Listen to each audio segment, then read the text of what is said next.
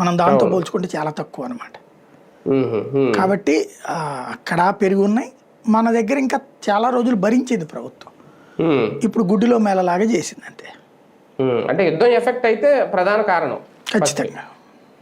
Sir భవిష్యత్తులో ఇంకా పెరిగే అవకాశం ఉంది అనేది ఒక ప్రచారం, ఇంతటితో ఆపరు ఇంకా పెరుగుతుంది అని, జరుగుద్దా నిజంగా?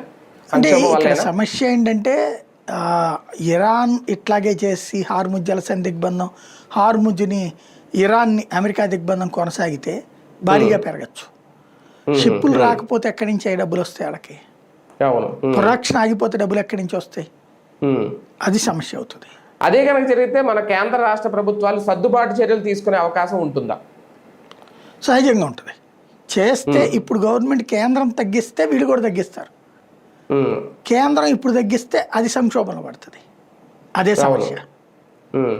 రాష్ట్ర ప్రభుత్వమే సర్దుకోవాలేమో ఒక రకంగా అంతే ఆంధ్రప్రదేశ్లో. అందుకు సిద్ధంగా ఉందా మన ప్రభుత్వం? అంటే ప్రస్తుతానికి అయితే ఉంది బాగానే, కాకపోతే రేట్లను తగ్గించరు అంతే.